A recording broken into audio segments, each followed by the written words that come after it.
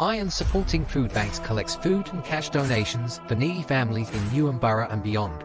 Please consider making a donation via their Just Giving page, the link for which you will find in the description section of this stream. Come on, you Irons! West Ham are massive, everywhere we go. West Ham are massive, everywhere we go. Everywhere we go. West Ham are massive, everywhere we go. West Ham are massive, everywhere we go. Everywhere we go.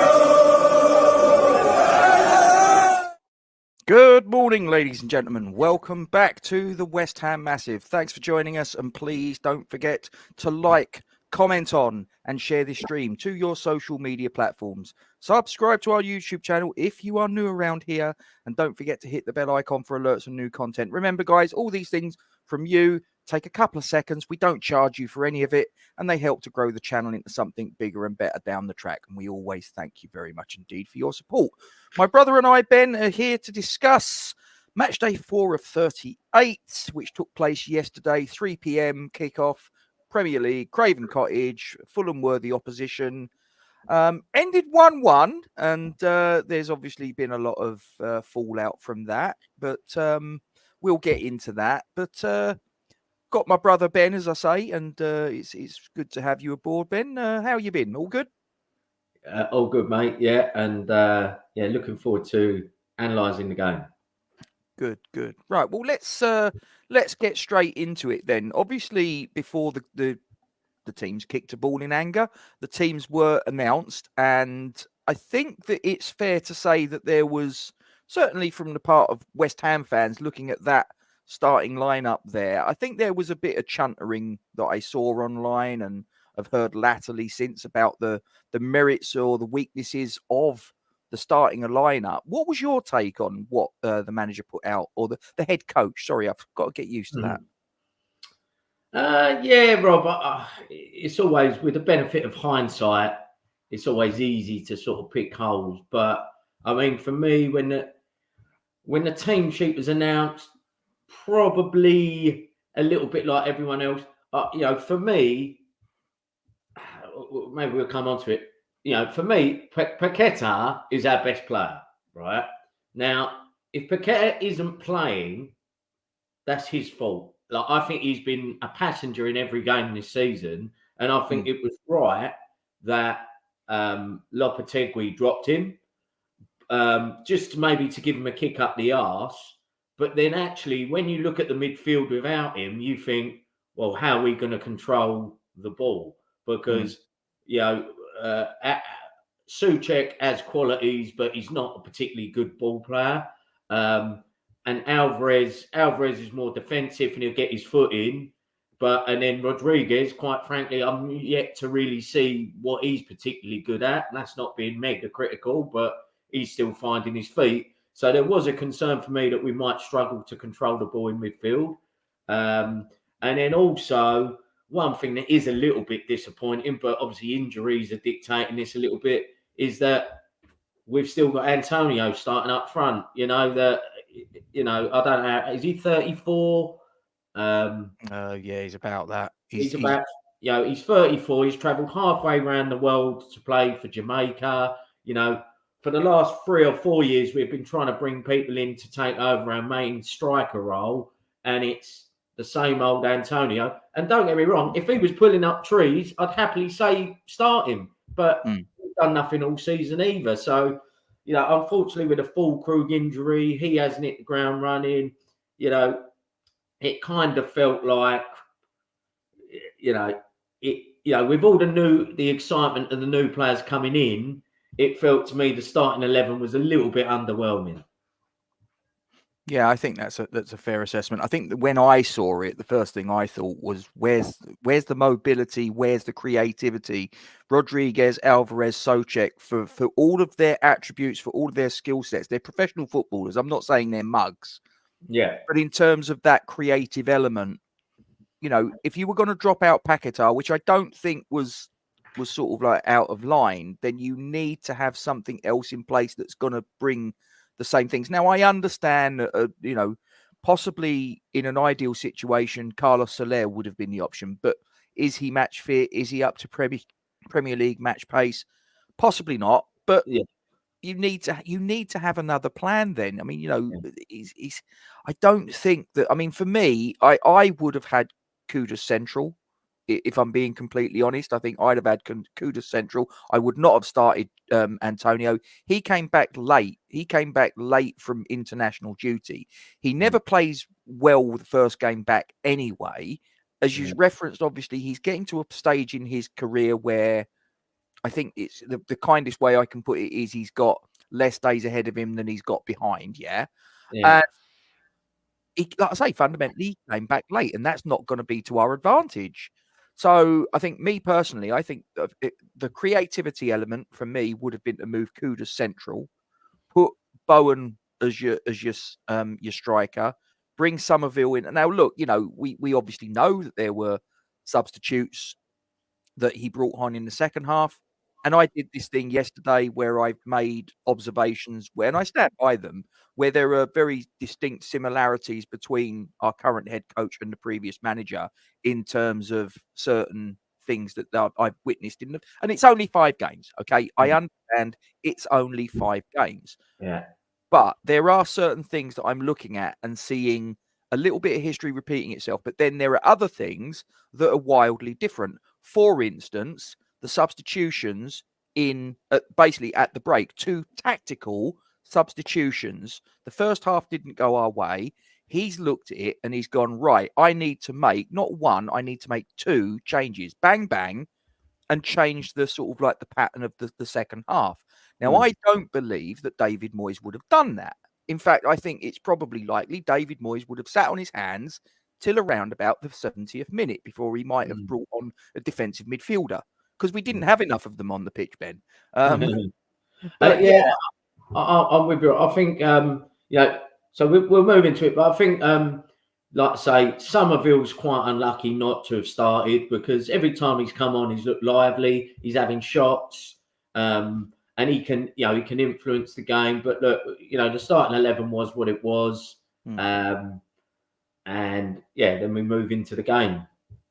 Yeah, well, before we do, I probably should bring people's attention, if they haven't noticed it, because you might not be watching this necessarily on YouTube. So if you're not, pop across to the YouTube channel, because we do have a man of the match vote. There are actually 4. I mean, it was difficult, Ben, for me to try and work out which 4 players to select, because I don't think there was really sort of too many standout performers, if I'm being honest. So I've, rightly or wrongly, I've put Mohamed Kudus, Jared Bowen, Lucas Paquetá, only involved for 45 minutes, I know, but and Edson Alvarez. Now, right now, Edson Alvarez is at 67% in that vote. So at the minute he's leading, but it could all change.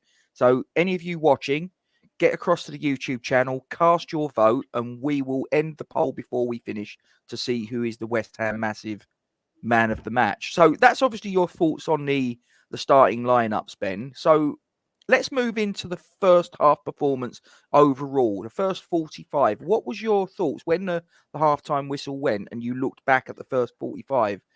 Tell me your observations. From what I see, Rob, and that's the extended highlights. Not very much, to be honest. If we look, we had no attack. Seemed like we had no attacking threat. I don't think we had a shot on target in the first half.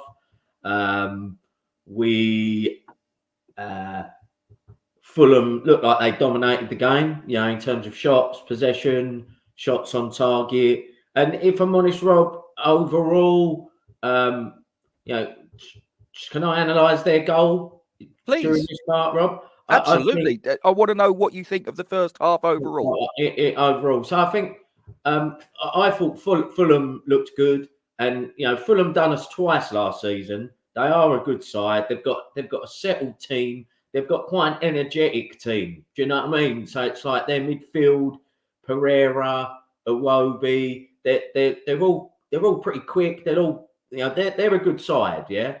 And I think we were probably quite lucky to go in only 1 goal down, because I think Fulham had other chances.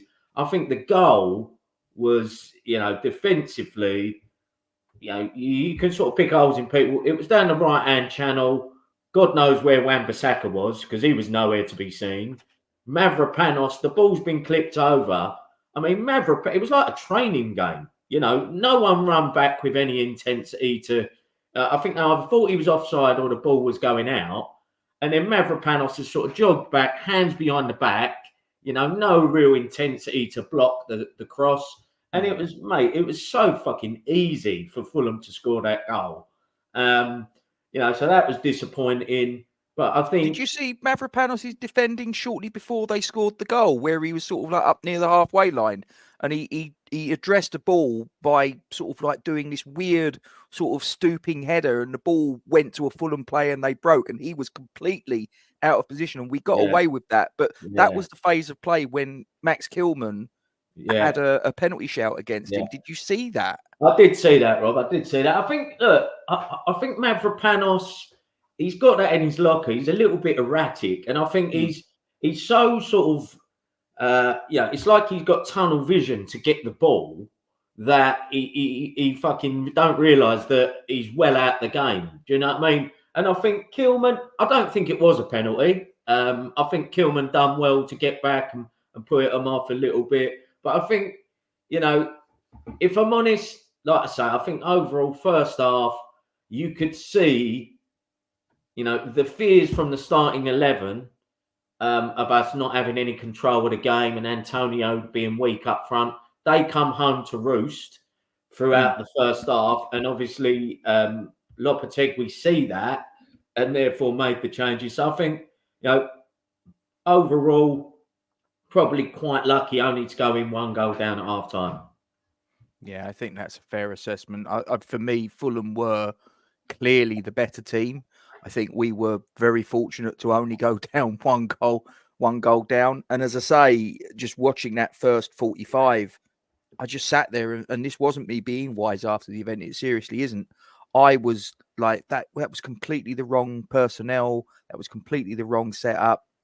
And what unfolded wasn't really a shock to me. And I did sit there and just go, he needs to make some changes. And fortunately enough, thankfully, when they came out for the second half, instantaneously, Antonio and Souček, who were obviously the two players that I think most people, well, I would say the inclusion of Souček was questionable. The inclusion of Antonio was completely like, I've got no idea what his thought process was in trying to sort of put him on the pitch, quite frankly. But he obviously made two substitutions. He pulled them off. He introduced Paqueta, whatever. I keep getting told that it's Paqueta, whatever. I don't care. The Brazilian geezer. One thing I will say, and I've seen this footage, and I'm slightly going off topic a little bit, but I want to say this about Lucas Paqueta. He does get a little bit of stick sometimes for the rolling around, feigning injury, this, that, and the other. I've seen some footage from before the game, from when the coach turned up. Every single player got off the coach and just walked past the fans, totally ignored them. I think Jean-Claire Todibo gets off and he's pretending to take a call on his phone and all that, right? The only player that I saw get off the coach and go up to the fans that were waiting for them and take a photo was Lucas Paqueta. I just wanted to get that out there. Yeah, fair one. But anyway, second half. I'd rather see some fucking goals and assists. True. Right. I thought I'd give him a little bit of credit. Yeah, fair one. But anyway, give us your thoughts on. So obviously the substitutions were made at half time, which I think were needed. And as I say, I don't think David Moyes makes those substitutions. So for the criticisms and the similarities that I'm drawing against the previous manager, there are some differences as well, and that's one of them. But second half starts, Ben, and obviously it turned out the way it did. Give me your thoughts on the second 45. Yeah, I mean, from what I've seen, Rob, obviously it seemed it was a marked improvement. I feel like the subs made a difference. Obviously, we by no means do I think we dominated the second half. I still think from what I've seen, Fulham probably had the slightly better chances.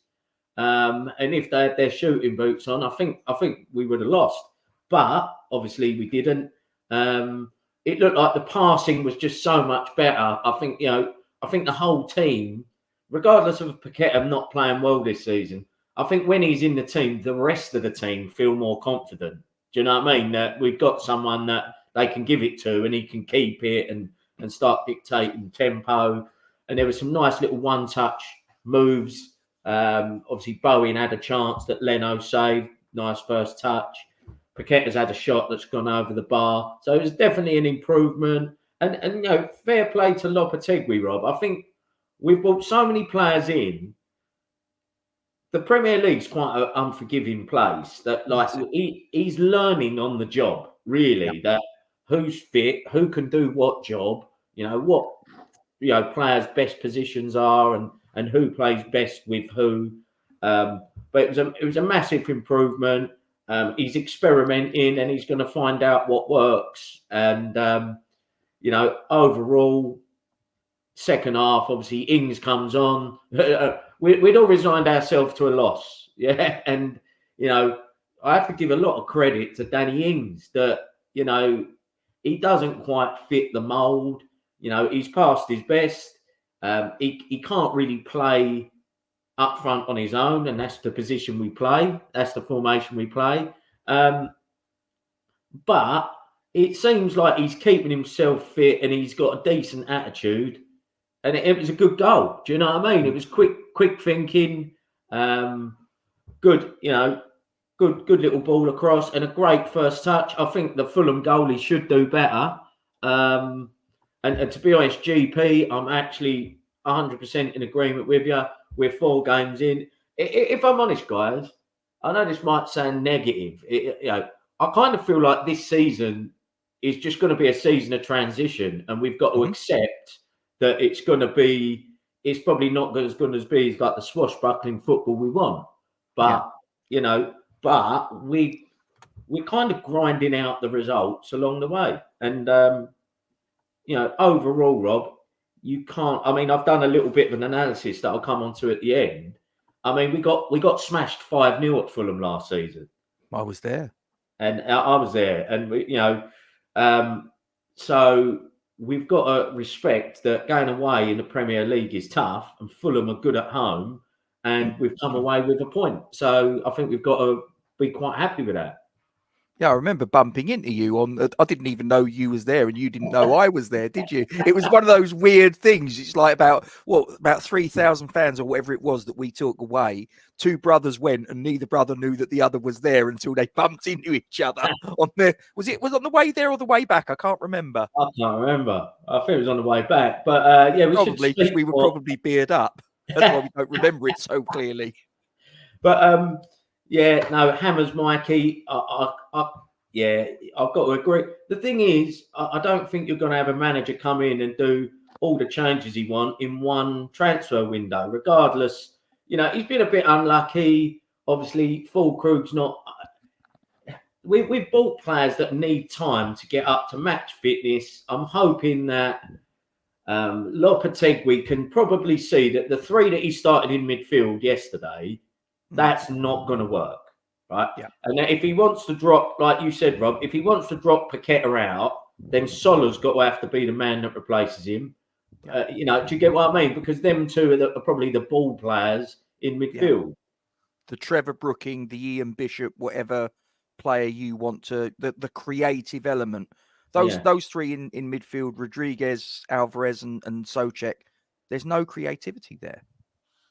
No. I think, like you say, I think it's probably going to be, Rodriguez drops out, or I really don't know. I really don't know. But it is difficult to know what our best midfield is. No, definitely not that. And I made a comment yesterday, Rob. There's a couple of players. Pardon me. There's a couple of players we've shipped out in the form of Flynn Downs and James Ward-Prowse Yeah. you're looking at, say, like a Rodriguez, and you're thinking, well, what does he do that those two didn't? It seems a bit of a pointless one, that, but hopefully he'll liven up a little bit. Yeah, yeah. But I mean, does it concern you?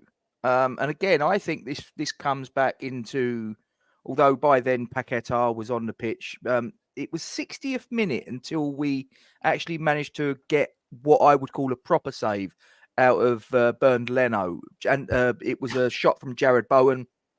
It was good work by the England international. He possibly, was it a good save or was it a maybe poorly executed shot? I think it was a little bit of both. But are you concerned that it took until 60 minutes for us to go, oh, goalkeeper's finally made a proper save? Yeah. No, Rob, I don't want to overreact because, like I say, I think new manager is going to take a bit of time.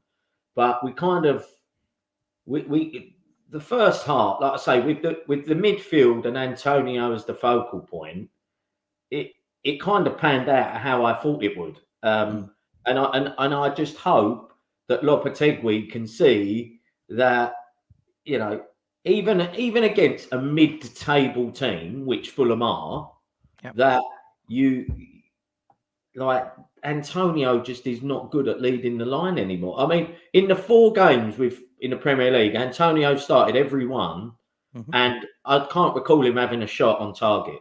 I can't recall him actually doing anything of note to help the team. So I think whether that's getting full crew back up to speed, whether it's shifting Kudus up front or Bowen up front, which I don't think is his best position, but I just feel like the Antonio, he's looking to me like Casemiro was last week against Liverpool.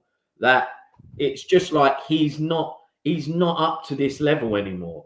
Do you get what I mean? I just feel Everything like has their time. I just feel like age has caught up with him, and you cannot afford in the Premier League to have a player that's having one good game in 5. Like, that's just not fucking good enough. I'm not even sure it's as good as that. Yeah. I mean, that's being very generous. Yeah. So I think look, it was a bit of a concern, Rob, but I'm hoping that there's some lessons learned from that game.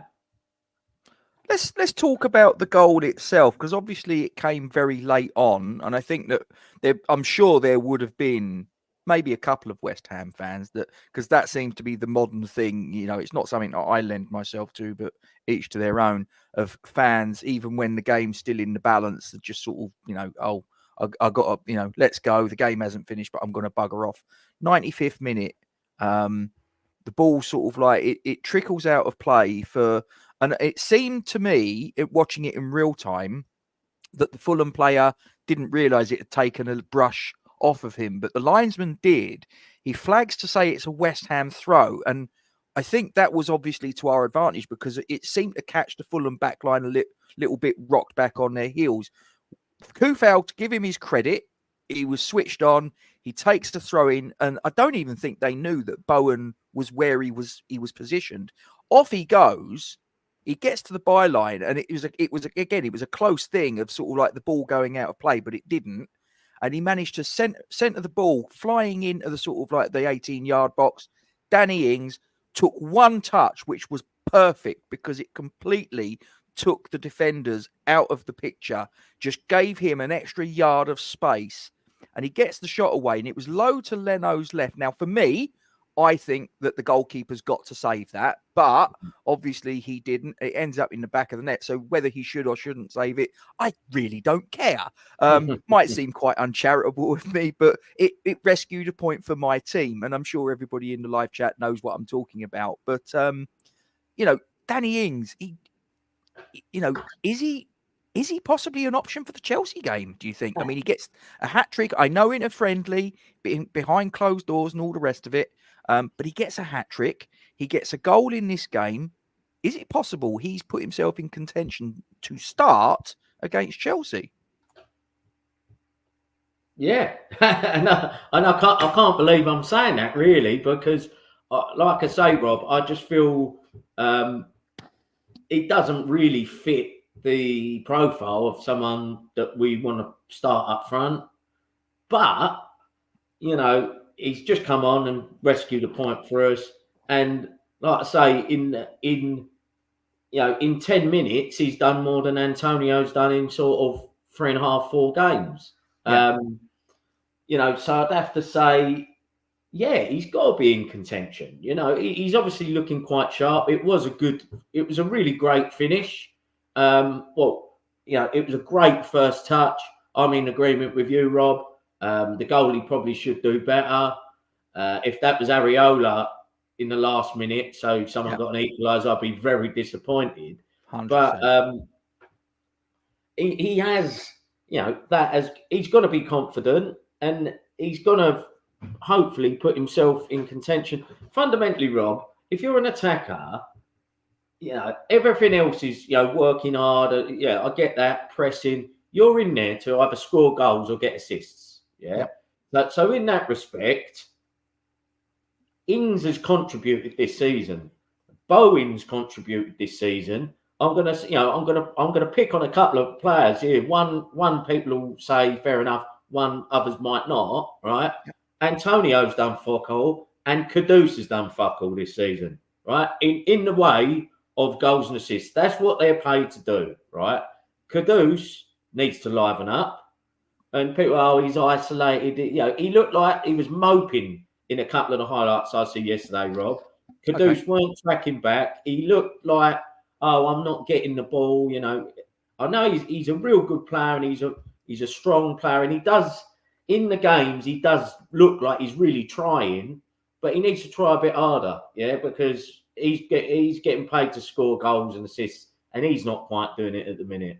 So do you think he's hampered though because he's being played on the left, and that's not really the position that you get the most out of him, or do you think that's just a bit of an excuse? No, that's where he's played every time I've ever seen him, Rob. So that's his fucking position. That's his position. So I think that's where he played for Ajax a lot, and that's where he's played every game since he's come to us. So I think it's more the fans saying put him in the middle. Well, he's never played in the middle for us. I think it would be a good experiment. But look, that's by the by. I would say yes. I'd say yes. Ings, in my opinion, is he'd be ahead of Antonio in the pecking order based on the goal that he's just scored. Talk to me, and as I say, we've got the man of the match award for the West Ham Massive on the YouTube channel, which if you're watching it on any of the other platforms, get across to the YouTube channel because that's where you'll find this poll. Things have changed, but Edson Alvarez is still out in the lead, but his lead's been cut. He's at 44%. Jared Bowen's on 31%. So if you want to alter that, if you think someone else is the man of the match, the 4 players you've got to vote for: Kudus, Bowen, Paquetá, Alvarez. I struggled to sort of think of which 4 are sort of put up there because it was a pretty lackluster performance, if I'm being completely honest. But they're the 4 that I've gone with. And if you think it's someone else, then just put it in the comment section. But get across, put your vote in. But Ben, star player for each team. So the Fulham player that impressed you, the West Ham player that impressed you overall.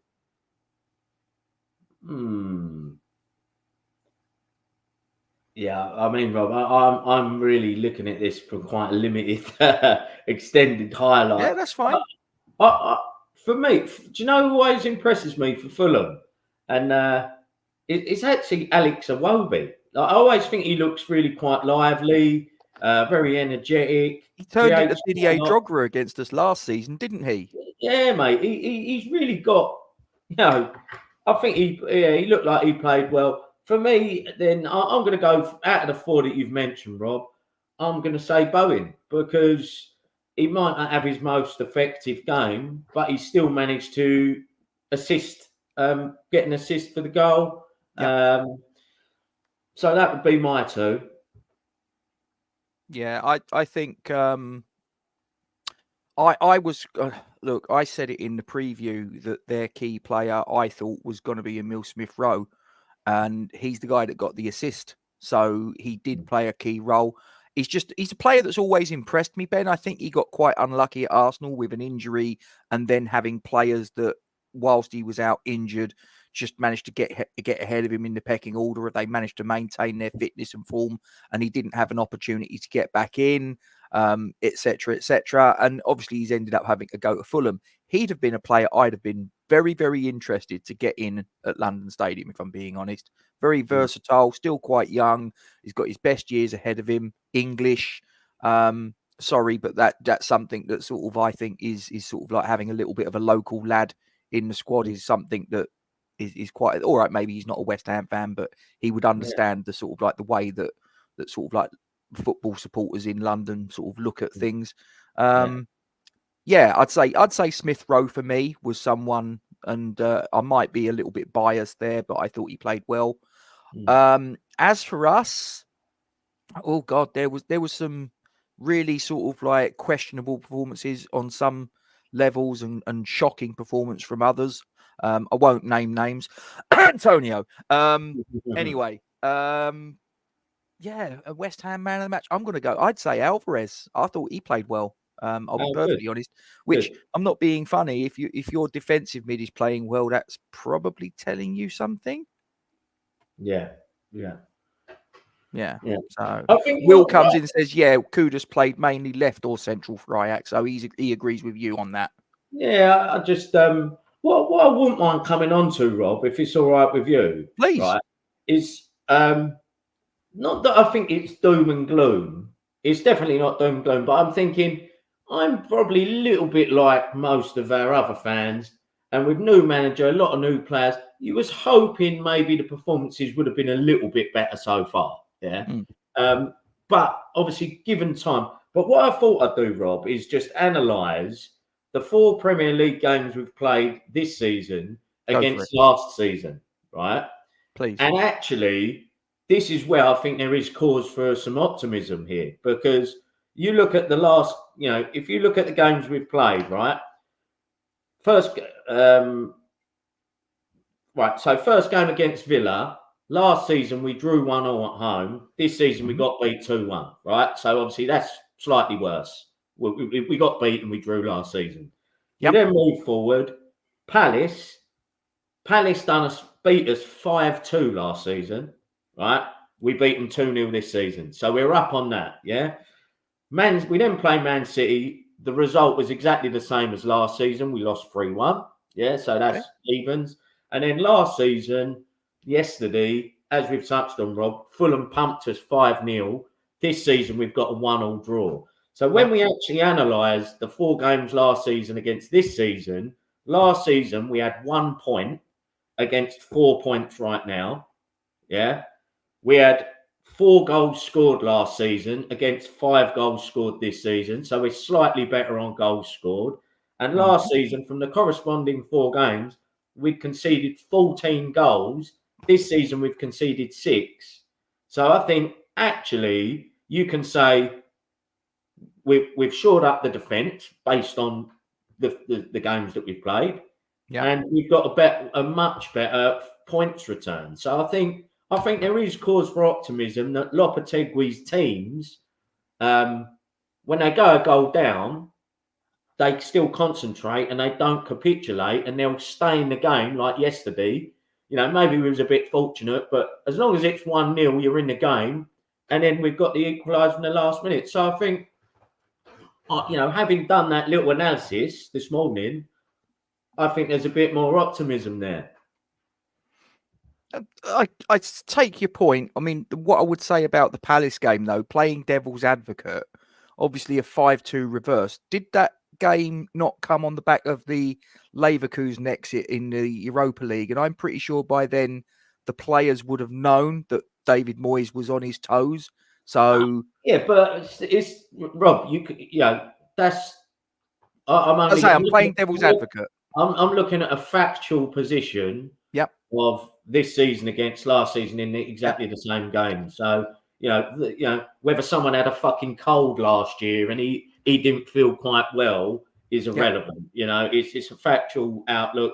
So I'm trying to look at the positives, and I think based on that, give Lopetegui the chance to get to know the team more, get his influence more on the team, and I still think we're in for a good season.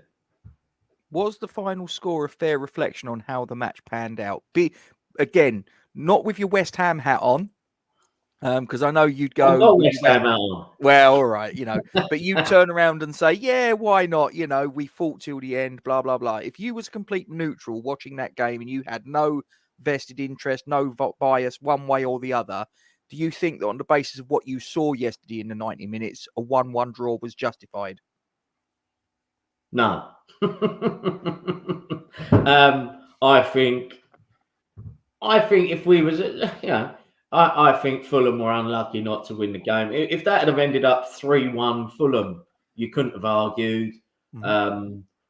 But you'll take your luck along the way, because I'm sure there'll be games where we play well and don't win the game. So, fair play to Danny. My overriding feeling on the game is I'm pleased for Danny Ings, because you've got a fella there that's coming. Yeah, he's on a bundle of money, but we was the ones that offered it to him.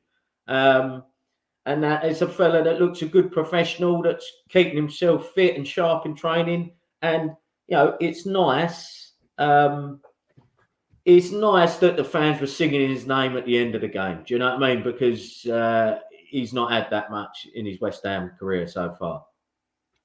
Just touching on what Colin's got up on the screen there, do you think that now he's had 5 games, 4 in the Premier League, 1 in the League Cup competitively? Do you think that the Chelsea game, which is obviously our next game at London Stadium this coming week, do you think that now he surely knows my starting 11, my best 11 is this? I think he probably does. It's just trying to, if they're all fit, i.e. full crew, and trying to integrate these new players into the team that have never played in the Premier League before. I think it's a big step up in intensity for a lot of these players. That the likes of Soler, he might not be ready. Full crew might not be fit. Put it this way, Rob. I rate Lopetegui as a manager, but if I see Antonio starting again against Chelsea, I'm really, you will start to question what the fuck is he seeing that we're not seeing. Yeah. And my last question that I normally kick out on these reviews is, do you think that the result will have any impact whatsoever on the Chelsea game? Do you think that it will give us a bit of confidence? Look, a last-minute equaliser, you can't knock that. I think maybe the performance will have more of an impact on the next game, Rob, because like I say, I'd like to think Lopetegui will see what's working and what more like what isn't working. Do you know what I mean? I think Paqueta being dropped was a bit of a kick up the arse for him. So I think he's going to start the next game because he's come on and we played better. So all of a sudden, it's just mainly that central striker role that is a little bit of a concern. And a few of the guys have commented here, you're seeing Duran banging another a good goal and a winner, and you're thinking, fucking hell, why didn't we just stump up the cash? If I'm honest, Rob, I don't think Villa were going to sell no matter what. No, I think they would have done. I think if we'd have put the 40 million on the table, and it was a bloody bit of a shambles, because it was like, oh, we want 40 million for him. Oh, we'll give you 30 million. No, we want 40 million for him. 40 million and he's yours. Would you take 32 million? No, 40 million. Oh, well, how about 35 million? No, 40 million. Well, how about 35 million plus Lewis Orford? No, you're not listening to us. It's 40 million. And it just went on, and they wouldn't sort of like budge. I honestly think if they got the 40 million, he's our player. I know there was, and I know what you say there, Troj, there was also sell-on clauses and this, that, and the other. But at the end of the day, if he's going to come in and he's going to get you 20 goals a season, Yeah. And I mean, and he's already got what 2-3 goals this season, and Yeah. that's basically from the bench. I mean, we'd have been starting him. Make no mistake about that. He'd have been our number one striker. He'd have been starting. He'd been playing virtually the whole game. Yeah. Honestly, I don't get it. It is frustrating, especially the way he started the season, then got the winner against us. You know, I don't know yeah, if it was 40% though, Trodge. I'm not sure if that's right or wrong.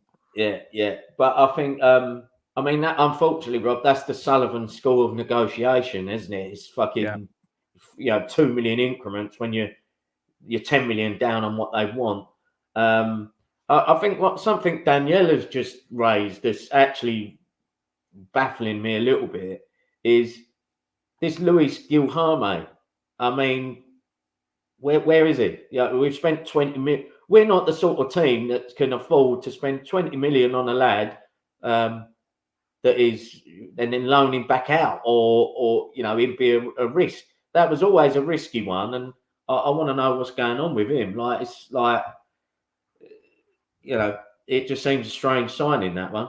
Yeah, to be honest with you, I personally, and I've said it for a little while now, is I just think that before we sort of like stumped up the money for Luis Guilherme, and I'm not saying that he's not a good player, I'm not saying he won't in years to come look and go, oh, what a bargain he is. And if he has gone on loan, I've just looked and I can't see anything about it. I've just gone on to Google, put in his name, and according to what I'm looking at, he's still a West Ham player. So I don't know that he's gone on loan, but you may or may not have a point, Daniela. But I can't see that information's out there. But I was like, striker is a position. We've got enough wingers. Why do we need to sign some unknown Brazilian winger ahead of getting in?